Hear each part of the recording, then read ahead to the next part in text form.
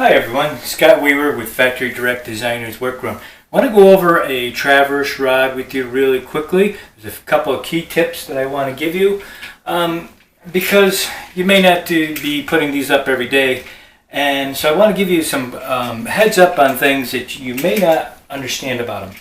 And the first thing, of course, is that these strings are awfully long, and they're made because this rod telescopes out. And they don't know how long to make them, so they just make them very long, and it's up to you to adjust the length of them.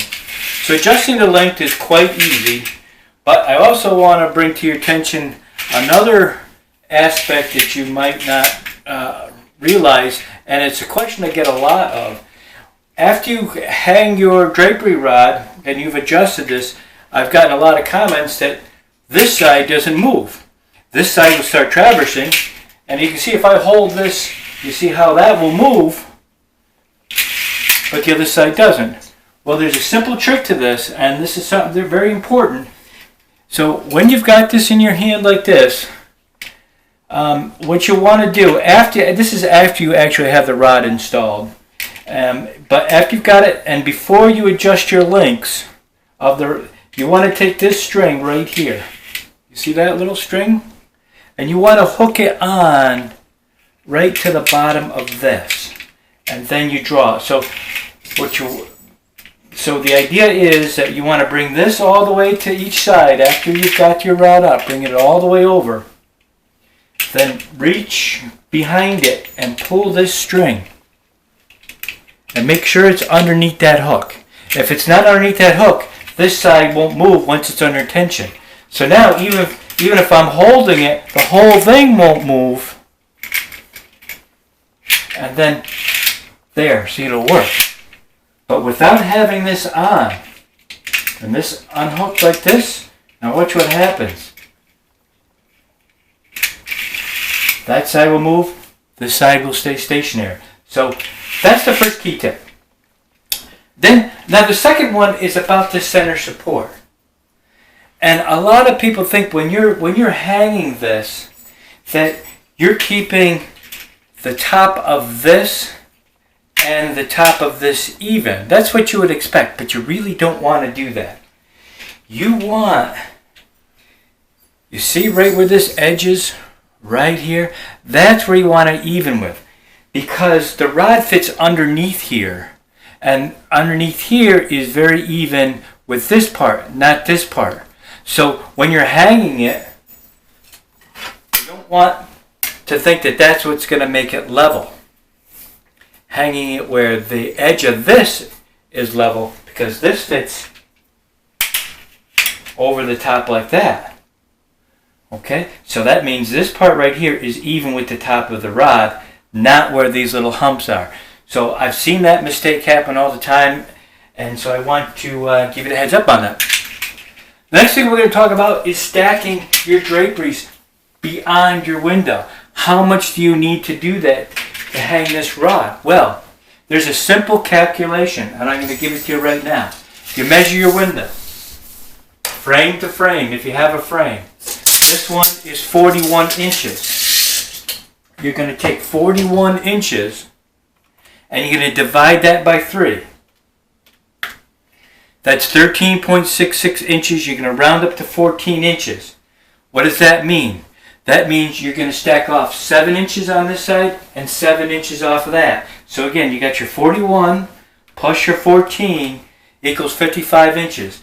That means this rod is now going to go out 55 inches, and that will enable the draperies to stack past the window, like so, instead of in your window. So just keep that in mind when you're doing that. The next thing is your pleating. And here's another point that people make mistakes of. You buy pinch pleated drapery. It's the pinch pleated drapery right here. And let's say the package says that each panel is 25 inches. So you may be assuming that 25-inch drapery width, that you've got a pair that's 50 inches, so you're going to bring your rod out 50 inches. Well, that would actually be incorrect. If you want this to open and close, the first thing you realize is you have this return. That means the drapery has to go around this end, which is the return. So if you were to hook this like that, and this in here, okay, so now you've already lost either 3 to 4 inches. This happens to be a 3-inch return. So keep that in mind. Then the other part is that this has to overlap. You see how this goes and crosses and it overlaps. So that's another calculation because this is 4 inches.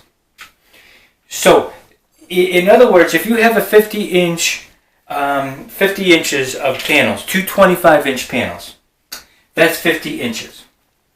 You have to minus out this width. Now say that's 4 inches.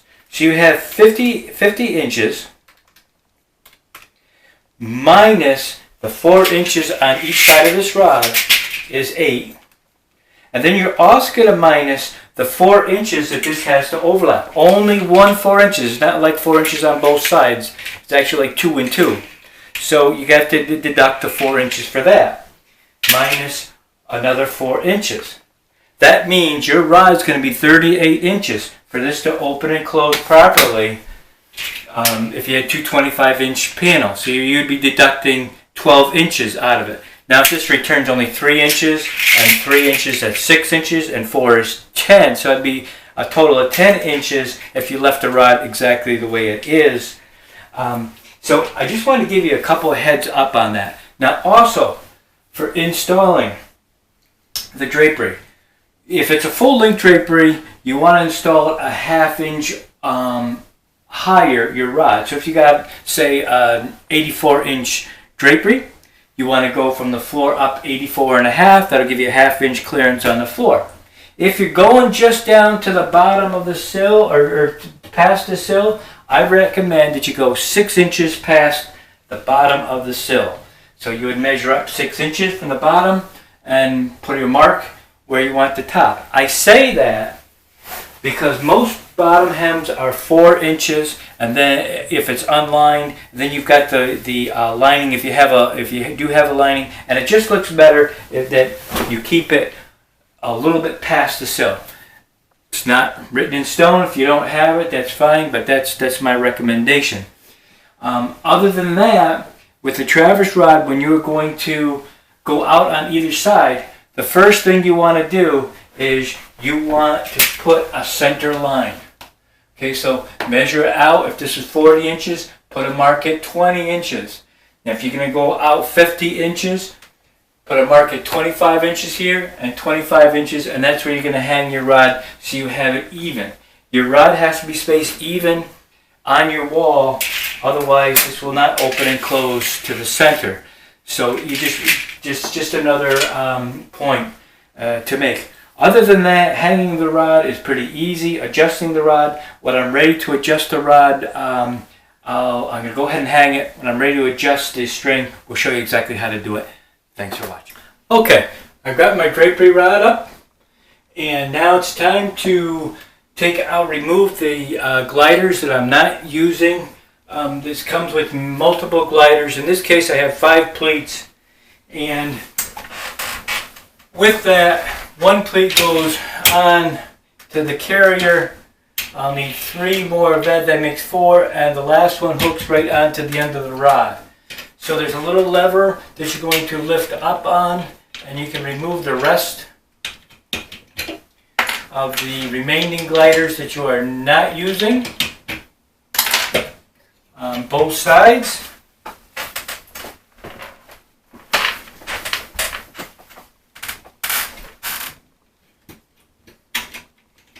Then we're going to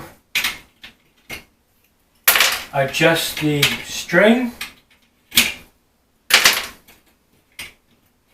Now, you're going to bring your rod all the way back on both sides.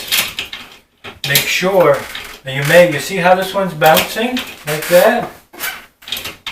Hold it back there. Pull on the string so it can't bounce anymore.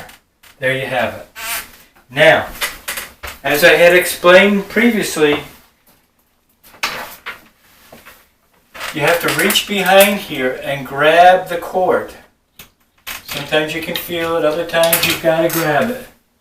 In this case, I'm just going to have to get in there and grab it.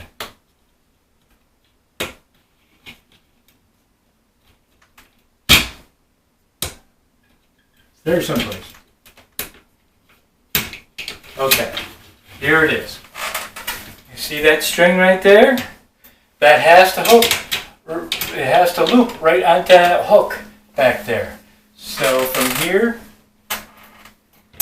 you're going to grab it and make sure it hooks on there. Once it's hooked on, you should be good to go to work the carrier. The next thing is we're going to remove the excess string that we have. We're going to do that by grabbing behind here, pulling the excess up to draw it tight. Once you've done that, we're going to go ahead, we're going to cut off some of the excess, leaving enough, and keep holding on to it because you don't want this to slip out of the rod. So make sure you hold it. Give it a little snug taut so the line's taut a little bit. Go ahead and make at least 2 knots in here.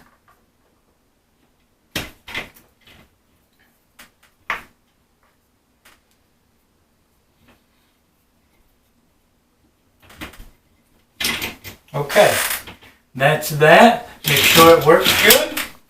It's closing to the center. And once you have that, you can go ahead and cut the excess off, leaving yourself like an inch or so. You're all done. Another thing to notice is I didn't hang my rod on the molding. I went past it. I went up like 3 inches above. And I did that because it looks better. The next thing I'm going to be doing is I'm going to be putting some brackets up, and we're going to have a valance also. So thanks for watching. Hope this helps you.